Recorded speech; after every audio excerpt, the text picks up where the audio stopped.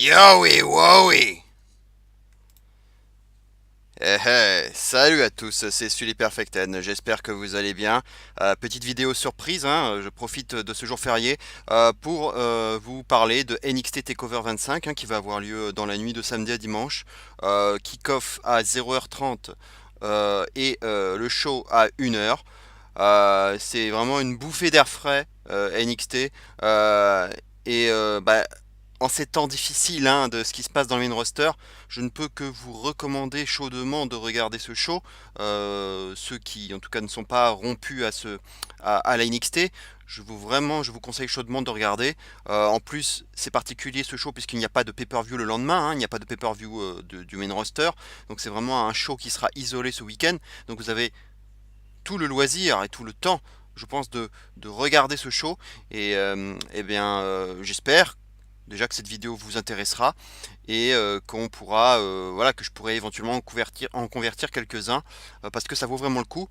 Et on a déjà aussi la AEW qui propose aussi quelque chose d'intéressant, en tout cas pour l'instant, en tout cas, le show Double or Nothing était vraiment excellent. Donc c'est bien d'avoir aussi d'autres alternatives euh, puisqu'il n'y a pas que le main roster dans la vie, hein. J'ai beau être un passionné de la WWE, il n'y a pas que ça, hein. Il n'y a pas que ça, et donc je vous conseille vraiment de regarder ce qui se passe du côté de Takeover. Et puis bon, faut quand même pas oublier que la majeure partie, enfin quand même moi une partie non négligeable des lutteurs et des lutteuses de NXT, vous les verrez d'ici quelques temps dans le main roster, donc autant s'y intéresser, hein, je pense. On va commencer donc par faire dérouler les matchs, hein. On va commencer par le premier match entre Matt Riddle et Roderick Strong. Euh, un match, disons, qui va faire la part belle, hein. D'ailleurs, le show va faire la part belle à l'Undisputed Era, hein, puis qui va être impliqué dans tous les matchs, dans plusieurs matchs. Ils seront tous sur le pont, donc ça va être. On aurait pu appeler ce show NXT Takeover Undisputed, hein, d'ailleurs, tellement ils sont impliqués. Euh, alors ce show, enfin ce match, on a vu déjà Roderick Strong qui a agressé Matt Riddle dans le parking, hein. Ça rappelle un peu ce qui s'est passé avec Aleister Black d'ailleurs. Il l'a agressé et du coup, ça arrive dans un moment où l'Undisputed Era n'est pas dans une très bonne forme, hein. On voit de la tension au sein du groupe, hein, depuis la défaite de Cole contre Gargano au NXT New York.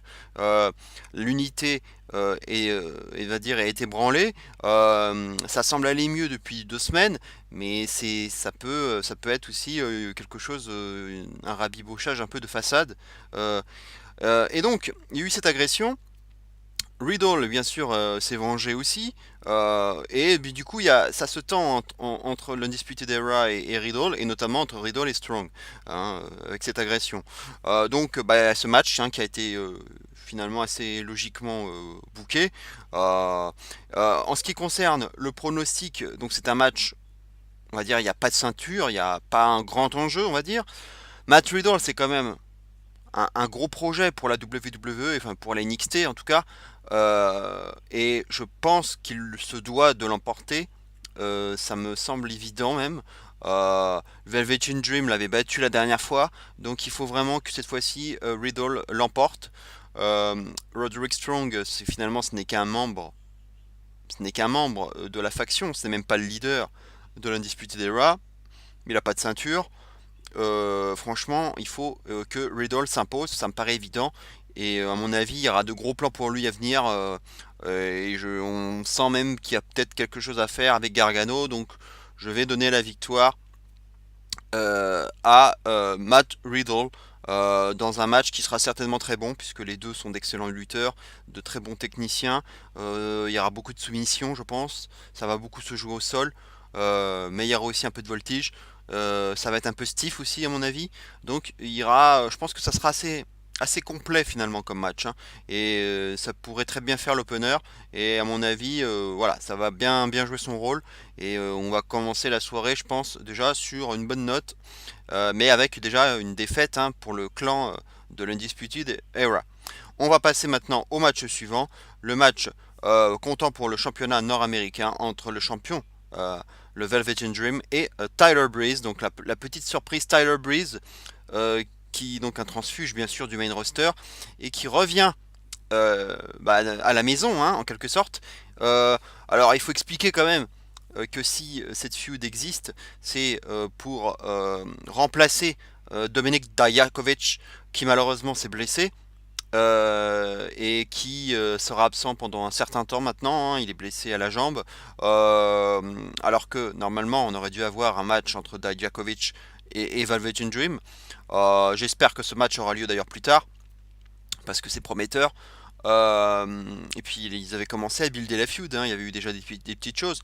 Du coup, Dire Breeze l'a remplacé au pied levé, et il y a déjà eu un segment assez intéressant qui finalement, quand on regarde ça, quand on regarde les deux hommes, on voit que finalement tout fait sens et que c'est très crédible comme feud, puisque finalement c'est un peu l'ancêtre de Velvet Dream à la NXT, Tyler Breeze. Donc c'est finalement, ça tourne autour d'une histoire finalement d'incarnation, de personnages, et de savoir finalement qui est l'original, finalement, qui est le véritable original.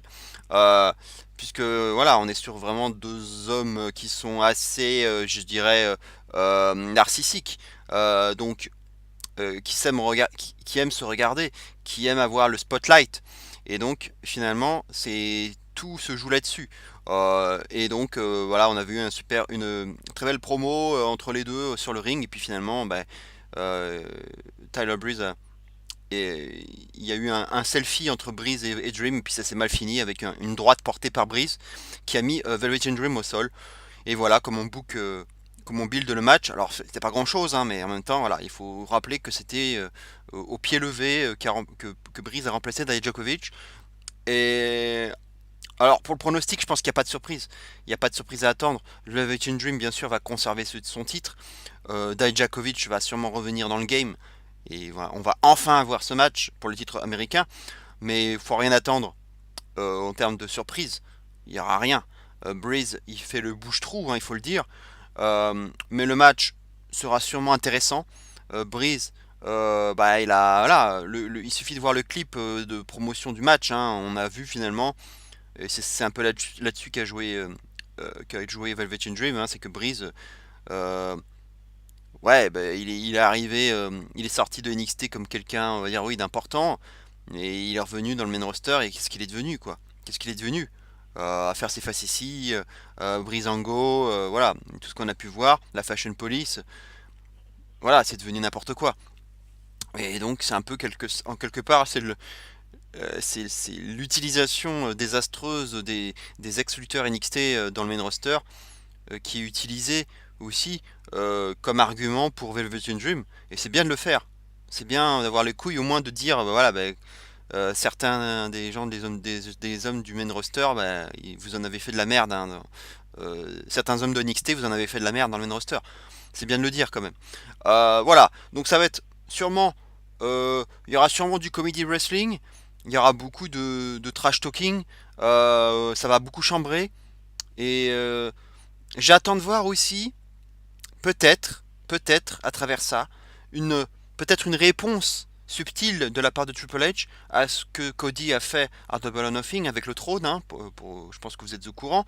Il y aura peut-être une réponse un peu subtile de la part de Triple H, en utilisant peut-être Velvet Dream, qui est quand même celui qui a l'art et la manière de transmettre des messages et de faire des clins d'œil.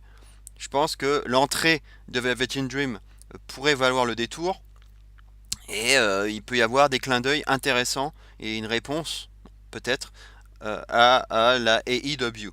Donc j'attends beaucoup de la part de ce que va nous proposer le Velvet Dream à ce niveau-là. Voilà. Mais voilà, pas de surprise à attendre. Le match sera, voilà, ça sera très extravagant, mais il y aura aussi du bon catch. Je pense que Breeze va donner le meilleur de lui-même et va nous montrer ce qu'il était à l'époque, hein. Et avec son Unprettier et voilà, son kill switch en quelque sorte, hein, son kill switch et son beauty shot, qui était, voilà, ses prises de finition. Donc je pense il va délivrer, et Dream va délivrer aussi. Voilà, ça sera pas le meilleur match, je pense, de la carte. Ça sera pas le meilleur match du Velvet Dream, mais ça fera vraiment le taf à n'en pas douter. Match suivant, alors un match énorme, hein, puisque ce sera pour les titres vacants tag team entre Danny Burch et Oney Lorcan, The Street Profits, hein, Angelo Dawkins et Montez Ford, l'Undisputed Era, donc le Kyle O'Reilly et Bobby Fish, et enfin les Forgotten Sons, qui, comme vous pouvez le voir sur l'illustration, seront visiblement représentés par Steve Cutler et Wesley Blake, mais il y aura sûrement Jackson Ricker qui sera aussi dans les parages, hein, aux abords du ring. Euh, Parlons d'ailleurs de Jackson Ricker, parce que j'ai pas trop aimé ce qui s'est fait cette nuit lors du dernier épisode de NXT, lors du build-up du match, puisqu'à la base on avait un match entre Oney Lorcan et Danny Burch et les Forgotten Sons. Finalement le match s'est terminé en no contest, puisque les Street Profits sont arrivés, ont foutu le bordel. Euh, Ensuite il y a eu l'Undisputed Era qui est arrivé aussi, qui a fait place nette sur le ring. Euh, et ils s'en sont pris aux Forgotten Sons, et notamment donc Adam Cole qui a pris une échelle et qui est la rentrée dans le bid de Jackson Ricker, qui lui-même s'était déjà fait défoncer par les Street Profits lorsque les Street Profits sont arrivés justement pour provoquer le no contest. Donc du coup il s'est pris cette échelle dans le bid par Adam Cole, donc Jackson Ricker, et on a eu une image de fin donc avec toute l'Undisputed Era rassemblée autour d'une échelle et Adam Cole qui grimpe l'échelle voilà, tout en haut, et pour parler à dire à William Regal et à Johnny Gargano, That is undisputed. Et voilà comment on a terminé le show. Voilà, j'ai pas trop aimé le fait que ce soit Ricker, qui est quand même le leader de la faction de Forgotten Sons, qui se fasse exploser comme ça. Ils auraient très bien pu faire ça sur un face. Ils auraient pu faire ça sur Oney Lorcan, Danny Burch, sur Montez Ford, sur Angelo Dawkins. Mais pas finir comme ça avec un Ricker inanimé. D'autant plus qu'il s'était déjà fait défoncer en plus par les Street Profits. Donc j'ai pas trop aimé cette façon de faire. Là, je trouve que c'était un peu une erreur, une faute de goût. Euh, et donc, il y a aussi le fait que les Viking Raiders, hein, c'est quand même l'objet principal de ce match, bah, ils ont évidemment ils ont abandonné leur titre, hein, puisqu'ils sont dans le main roster, vous le savez. Euh, Ils avaient affronté les Street Profits il y a, je crois, 15 jours de cela, 15 jours, 3 semaines. Et du coup il y a eu du gros bordel avec l'intervention justement de l'Undisputed Era. Danny Burch et Neil Lorcan qui sont arrivés, et voilà. C'est comme ça que William Regal est intervenu en disant ben voilà, on va faire un ladder match pour les titres vacants de NXT. Donc comme vous pouvez le voir, donc les Viking Raiders sont officiellement euh, les ex-champions, hein, donc ils ne participeront pas donc au match. Euh, pour le pronostic, je pense que ça va se jouer entre deux équipes, à savoir Undisputed Era et les Street Profits. Je pense que Burch et Lorcan sont là pour faire le nombre et pour briller dans le match, hein, pour donner un petit côté spectaculaire au match, mais ils seront pas à l'arrivée. Forgotten Sons, on a vu qu'il y avait un push, il y avait quelque chose, certes, mais ils se sont tellement fait défoncer là, avec Riker, le leader comme ça défoncé. J'ai l'impression de revoir une Dan Mata explosée par Samoa Joe, quoi, et enterrée. Est-ce que c'est pas un dépush déjà, le signe d'un dépush pour les Forgotten Sons? Parce que je vois pas je vois rien pour eux. Je vois pas les titres, pour moi ça va pas marcher, ça va pas marcher cette équipe. D'ailleurs le public il s'en fout, hein, il n'a pas de réaction. Euh, je sens pas. Par contre oui, les Street Profits, ils sont là depuis un bon moment, ils sont vraiment méga over. Ça marche très bien au sein du public. Et j'ai hâte de les voir dans le main roster. J'espère qu'on les verra dans le main roster parce que je pense qu'il y a quelque chose à faire. Je pense que c'est de l'argent. C'est de l'argent. Quand je vois les Sale Profits, je vois de l'argent. Je pense que ça peut être très bankable pour la WWE. Ça peut faire vendre. Et je pense que ça peut vraiment faire très mal. Euh, et donc, ils pourraient être récompensés de leur travail depuis le temps qu'ils sont là. Maintenant, on a l'Undisputed Era, Fish et O'Reilly, qui ont déjà été champions, qui seront forcément aussi dans les favoris. On peut penser à une intervention de Strong ou d'Adam Cole ou des deux. En tout cas, comme je vous le disais, ce show ce Takeover 25, c'est un peu le Takeover Undisputed. Et je pense que on va nous raconter une histoire à travers ce show. Et ça va être en plusieurs étapes, en plusieurs épisodes. Et je pense que on peut nous raconter quelque chose avec Strong qui intervient, mais que ça ne fonctionne pas. Ils perdent les titres, enfin ils ne gagnent pas le match. Et les Street Profits en profitent, sans jeu de mots. Ou alors, au contraire, Strong réussit à faire intervenir, à faire gagner l'Undisputed Era. Ou alors l'Undisputed Era va gagner toute seule. Hein, on peut gagner aussi toute seule. Euh, c'est vraiment pas facile à pronostiquer ce match. Ça dépend en fait du scénario et de l'histoire qu'on veut nous raconter à travers l'Undisputed Era finalement. Ça va être un peu le fil rouge de ce show.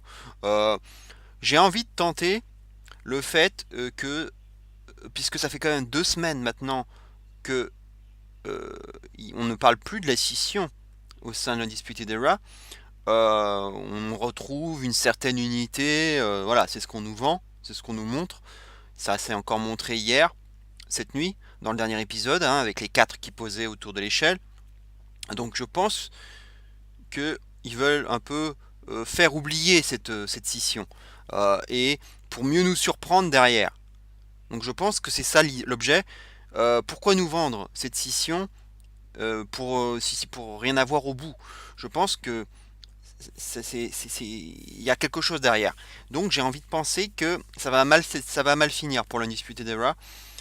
Donc je vais miser sur leur défaite et donc je vais mettre mon billet sur les Street Profits. Je vais mettre mon billet sur les Street Profits. Et voilà, ça va être peut-être un pari risqué, mais j'ai envie de le faire par rapport à ce qu'on veut nous raconter avec l'Undisputed Era. En tout cas, voilà, le match sera sûrement bon, hein, c'est un match de l'échelle, donc c'est toujours spectaculaire. On a un Montez-Ford qui a une détente exceptionnelle, il va sûrement nous proposer des spots de malade. Alors, d'ailleurs, c'est le seul véritable high flyer, hein, du plateau, hein, on peut le dire. Les autres ne sont pas spécialement réputés pour être des high flyers. Donc c'est surtout Montez-Ford, c'est surtout sur lui que je compte pour animer le match. Il va y avoir des gros spots à mon avis de sa part. Il a une détente vraiment exceptionnelle. D'ailleurs, pour ceux qui ont regardé sur le network le PC Combine, hein, qui est une sorte de Jeux Olympiques du PC, du Performance Center, où tous les membres de NXT, hommes, femmes, et même les rookies, participent à ce genre de Jeux Olympiques là, avec des exercices de force, d'agilité notamment, et de vitesse. Montez-Ford a gagné haut la main justement l'épreuve de détente sèche. Et voilà, donc ça prouve que il est au-dessus du lot à ce niveau-là, quoi. Alors il n'a pas gagné d'ailleurs, hein, pour ceux qui s'intéressent. C'est Riddick Moss, le Regimen, Riddick Moss qui a gagné les épreuves combinées au final. Et chez les femmes, c'est Bianca Belair qui s'impose pour la 3e fois d'affilée, hein. 3e année d'affilée aussi. Ça prouve quand même que Bianca Belair aussi, qui est d'ailleurs la femme de Montez-Ford, hein, est une véritable athlète. Et elle a dominé ses adversaires et ça fait 3 années de suite qu'elle gagne le Combine, quoi, le PC Combine. Voilà pour la parenthèse. Donc je donnais les Street Profits nouveau champion et je pense que ça sera un bon feel good moment dans ce show. Allez, on passe au match suivant, le match entre Shayna Baszler et Yoshirai pour le titre féminin. Voilà, on a vu une Yoshirai qui a pris un peu de l'épaisseur, un peu de caractère, puisque voilà, on a vu, hein, que ça se fritait avec elle entre les deux. Déjà à l'époque, quand il y avait encore Kairi Sane, qui était encore à NXT. Maintenant, elle est toute seule, du moins le croyait-on, puisque le dernier épisode d'hier a montré que Candice LeRae a dit qu'elle serait derrière Yoshirai, donc elle sera sûrement dans son coin du coup lors du show, puisque Yoshirai est venue à l'aide de Candice LeRae lorsqu'elle s'était fait attaquer par la faction, hein, Shayna Baszler, Marina Shafir et Jessamine Duke. Donc la configuration du match. Donc on a donc Shirai qui était intervenu, donc qui avait sauvé Candice LeRae avec des coups de kendo stick. Et donc justement, Euh, euh, Basler a fait une promo en disant que bah, de toute façon là, elle pourra pas utiliser de kendo stick, hein, et en plus elle a pas d'amis, Yoshirai. Et puis bon, finalement, Yoshirai dit bah, de toute façon elle aura pas besoin de kendo stick puisqu'elle gagnera. Et finalement, donc du coup, Candice LeRae est venue l'interrompre durant sa promo pour dire bah, je suis là quoi. I have your back. Donc voilà les cartes, voilà le plateau, hein, voilà comment ça se présente. Donc on a une configuration à 3 contre 2 finalement. Euh, le pronostic est pas simple parce que Basler elle est championne depuis un bon moment. Elle domine, elle domine. Il n'y a pas, y a pas de main roster a priori de call-up à venir prochainement. Puisqu'on en a déjà eu là, on vient de les faire, on vient d'avoir le shake-up, etc. Il n'y a rien à attendre a priori avant minimum SummerSlam, je pense, si on veut avoir de nouvelles recrues de la NXT. Donc je pense qu'elle va continuer encore, Shayna Baszler.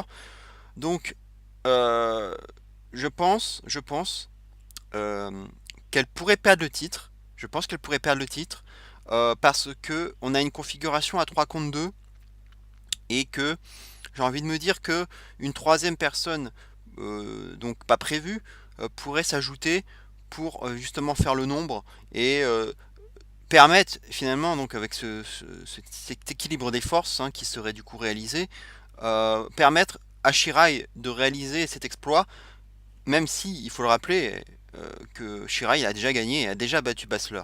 Elles sont trois à l'avoir déjà réalisé, hein, je crois que c'est Ember Moon et Kairi Sane. Elles ne sont que trois à avoir battu Shayna Baszler. Donc Shirai l'a déjà battu, elle le sait, elle le dit. Donc j'ai envie de croire qu'une troisième personne pourrait s'inviter à la fête. Du coup, j'ai trois noms qui me viennent en tête. C'est Mia Yim, qui vient de battre Bianca Belair là justement cette nuit, qui peut avoir aussi de gros plans, hein, pour elle. Mia Yim, Casey Catanzaro aussi, je pense qu'elle pourrait aussi monter, hein, je pense qu'elle a aussi de bons arguments. Elle est encore un peu green, mais je pense qu'il peut y avoir de gros plans pour elle. Elle pourrait aussi faire le nombre.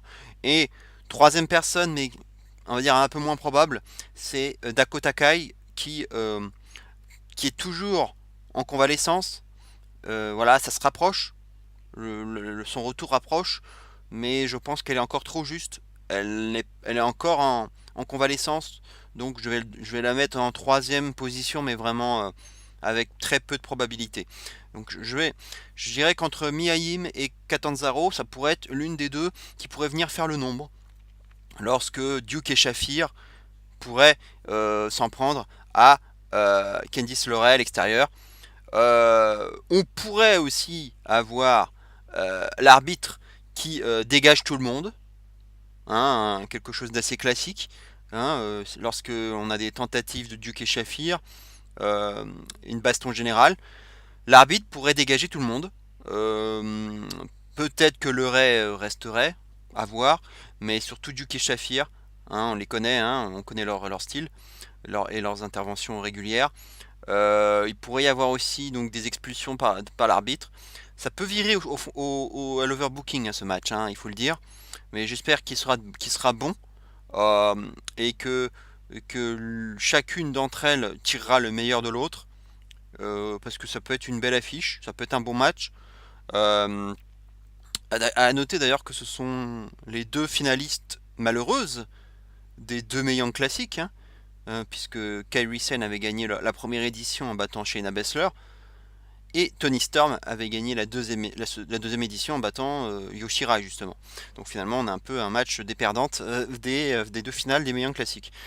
Voilà pour la parenthèse. Donc le match sera bon, et j'ai envie donc de penser, j'ai envie de donner la victoire à Yoshirai, voilà. Et j'ai aussi envie de me dire que il pourrait faire perdre Basler, avec dans l'idée le fait que Basler irait donc continuerait à NXT, mais irait chercher même son troisième titre, NXT, ce qui n'a jamais été fait auparavant, hein. D'ailleurs, elle est déjà à la record woman, puisque c'est la seule à détenir, à être deux fois championne NXT, championne féminine. Et j'ai envie de me dire qu'elle pourrait perdre pour ensuite aller chercher son troisième titre NXT, peut-être à SummerSlam par exemple. Voilà, c'est un peu l'idée que j'ai. Euh, donc ce serait à Toronto si je ne m'abuse, hein, le takeover de SummerSlam, hein, le takeover pré-SummerSlam. Donc voilà, j'ai envie de voir un truc comme ça. Donc encore un feel good moment, hein, d'ailleurs, après Street Profits.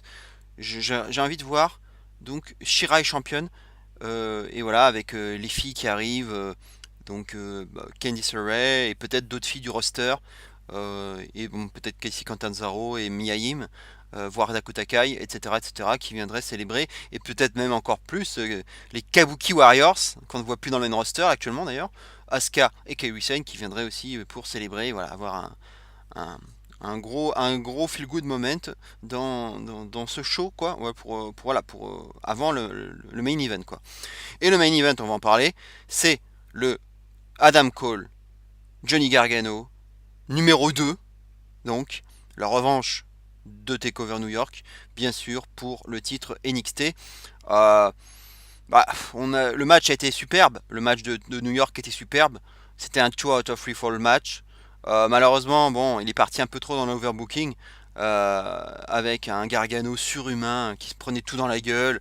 Même Fish et O'Reilly était intervenu, il se dégageait de tout, et puis il s'en est sorti, quoi. Il s'en est sorti, et il a fait taper Adam Cole avec le Gargano Escape pour donc s'imposer. Alors, ce que je n'aime pas dans le build-up de ce match, c'est cette connerie, cet argument débile de la part d'Adam Cole en disant je t'ai déjà battu, je t'ai battu, donc je devrais être champion, puisque j'ai marqué le premier point lors du Tour Out of Three Falls match.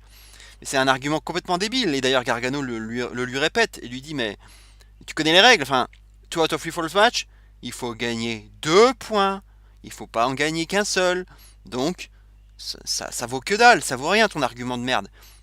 Ouais, tu m'as pris un point, et alors le but c'est d'en prendre 2. Point.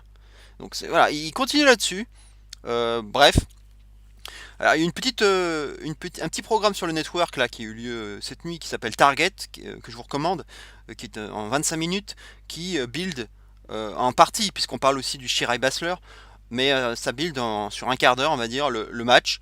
Et on voit un Gargano qui se promène avec sa ceinture, avec sa famille, avec Candice LeRae bien sûr, et qui va voir notamment sa famille à Cleveland, et qui va visiter l'équipe de baseball des Indians, qui va visiter l'équipe des Browns de Cleveland, et voilà, qui montre un peu, qui fait sa petite tournée avec sa ceinture. Et pendant ce temps-là, en parallèle, on voit Adam Cole qui multiplie les live events, qui bosse, voilà, qui travaille sur le ring, qui continue et qui multiplie les victoires. Voilà, c'était un peu un build-up comme ça. Donc Gargano qui parade avec sa ceinture là, et puis un Adam Cole lui qui bosse, quoi, tout simplement. Euh, à noter quand même qu'il y a eu une petite frayeur pour Gargano, hein. D'ailleurs c'est aussi pour ça qu'on a vu ces images, c'est que Gargano ne lutte pas, quoi, parce qu'il est préservé, parce qu'il était blessé. Et d'ailleurs j'ai eu très peur que ce match soit annulé. Visiblement il n'y aura pas de problème, hein, le match est bien sûr toujours prévu, donc ça devrait bien se passer. Maintenant, on ne sait jamais, peut-être que le match sera raccourci, peut-être que le match va connaître un autre scénario du fait de la blessure de Gargano, peut-être un segment agression avant le match. Ça serait pas impossible que l'Undisputed Era attaque Gargano avant le match pour vendre sa blessure et du coup worker une blessure et protéger sa blessure réelle, hein, au final. Il pourrait faire quelque chose comme ça. Et- Mais au final, je vois pas changement de ceinture. Gargano, il a la ceinture depuis pas longtemps. Il l'a tellement mérité. Voilà, il a fait un truc, il a fait vraiment un boulot extraordinaire, notamment l'année dernière, où il a porté sur ses épaules avec Ciampa la NXT, quoi, avec cette feud exceptionnelle avec Ciampa. Et il a été récompensé très justement avec cette ceinture. Même si voilà, il profite aussi de la blessure de Ciampa, il faut le dire. Mais quand même, il méritait quand même ce titre. Mais voilà, il n'est pas champion depuis très longtemps. Et je pense qu'il faut qu'il continue. Il faut qu'il continue comme, avec le titre. Et du coup, bah, c'est toujours cette histoire de Disputed Era, hein. J'ai envie de croire que Cole il va y avoir une couille. Encore intervention de l'Undisputed Era, de Strong, de Fish, de Riley. On va nous refaire le coup un peu de possiblement le coup euh, de New York et que ça va mal finir et que je pense, vu que c'est comme je vous le disais un show qui va tourner autour de l'Undisputed Era, le show va se terminer là-dessus, c'est-à-dire que Gargano va conserver et bah, il va y avoir un shocking moment, il va y avoir ce que j'aurais pensé voir d'ailleurs lors du précédent takeover, je voyais un split et là je pense que ça va arriver là. Ça va arriver là. Maintenant, reste à savoir comment ça va être fait, qui va turner, qui va splitter, parce que la faction pourrait rester à 3 et je vois bien ça. Je pense que c'est. Je pense que. Je vois pas de face turn pour Adam Cole, puisque finalement, dans le roster, il n'y a pas beaucoup de heals qui peuvent, on va dire, jouer la ceinture suprême. Il y en a peu. Et justement, c'est ça le problème. Il faudrait qu'il y ait beaucoup plus de heal autour de la ceinture NXT. Et à moins que Matt Riddle fasse un heel turn, ce qui n'est pas impossible. Et d'ailleurs, bah, justement, Riddle et Gargano, ils ont travaillé en équipe il y a peu de temps. On l'a vu. Je crois que c'était la semaine dernière. Ils ont fait un dos à dos. Il y a un petit teasing de quelque chose, hein. Donc je verrai bien un Riddle Gargano lors du prochain takeover. C'est pour ça que je pense que Gargano aussi va conserver. Mais avec un Riddle qui pourrait tourner heal. Un Riddle qui pourrait tourner heal, ça pourrait être intéressant parce qu'on a besoin de heal, hein. On n'a pas beaucoup de heal. Surtout que Ciampa, bon ben voilà, maintenant il est redevenu pote avec Gargano. Donc Ciampa, maintenant ce n'est plus véritablement le top heal qu'il était l'année dernière. Donc j'ai envie de penser que Cole va rester heal. Donc je ne pense pas que ce sera sur lui que vont se braquer l'Undisputed Era. Puisque sinon il va tourner face et c'est pas le but. Je pense qu'il va faire partie de ceux qui vont se retourner. Euh, et je vois pas non plus Fisher Riley comme tag team face. Donc finalement j'ai envie de penser que ça va retourner à l'état initial, c'est-à-dire avec Fish, O'Reilly et Adam Cole. Donc une faction à 3 et que finalement ça va se retourner sur Roderick Strong. Voilà, je pense que le show va se terminer comme ça, les 4 ensemble, et c'est Roderick Strong qui possiblement aura peut-être merdé et provoqué la défaite de Cole, qui finalement va payer et va se faire attaquer par les 3 autres, à moins que ce soit aussi une possibilité, intervention de Strong volontaire pour faire perdre Adam Cole, ce qui signifierait de la même façon un face turn de Strong. Et peut-être aussi à travers tout ça, euh, la fin donc de l'Undisputed Era, en tout cas à 4, et le retour de l'Undisputed Era original à 3, et un Roderick Strong qui peut-être partirait du côté de 205 Live, puisqu'on a besoin, je pense, de renforcer le roster de 205 Live, parce qu'on tourne un peu en rond, et un Strong serait pas trop. On l'a déjà vu en plus, hein, il a participé à un tournoi de qualification l'année dernière, hein, c'était l'année dernière, oui, pour WrestleMania, si je ne m'abuse. Le tournoi qu'avait gagné, c'était Alexander, hein. Donc j'ai envie de penser que Strong va peut-être partir à 205 Live et donc quitter l'Undisputed Era, et on va rester sur un clan Hill mais original, donc avec les 3 autres. Voilà, voilà, moi c'est mon scénario, mon fantasy booking, mais il y en a tellement. Ils sont 4, donc tout est possible. Mais quoi qu'il en soit, on nous a vendu un début de scission, de tension au sein du groupe. Ça va mieux depuis 2 semaines, donc j'ai envie de me dire que là, c'est un sommeil exprès pour mieux nous surprendre à la fin du show. Voilà, je pense qu'il va se passer un truc comme ça. Mais le match sera bon. J'espère que la blessure de Gargano ne va pas causer du tort dans le booking du match et qu'on aura vraiment le match prévu initialement, hein. Parce que voilà, les deux c'est de l'or sur le ring et on l'a vu, hein, on l'a vu lors du match, le match numéro 1 à New York, et ils sont capables de nous faire de grandes choses. Voilà donc ce qu'on pouvait dire sur les pronostics d'NXT TakeOver 25. J'espère que ça vous plaira. N'oubliez surtout pas de liker, est de vous abonner à ma vidéo, hein, c'est très important pour ma visibilité. On se retrouve dimanche pour le débrief de NXT TakeOver 25. On parlera donc du débrief, peut-être aussi d'autres petites choses sur le main roster, hein, on ne sait jamais. Mais en tout cas, on va débriefer tout ça. J'espère que vous regarderez ça. Et que j'espère que je ferai assez de vues aussi, parce que en général, quand je parle de TakeOver, ça marche pas très bien en termes de vues. Donc j'espère, cette fois-ci, que vous serez beaucoup plus nombreux à me regarder. Et surtout, liker en plus grand nombre. Voilà, on se retrouve donc très bientôt pour une prochaine vidéo. Portez-vous bien. Et d'ici là, bien entendu, n'oubliez surtout pas, vive le catch. Ciao à tous.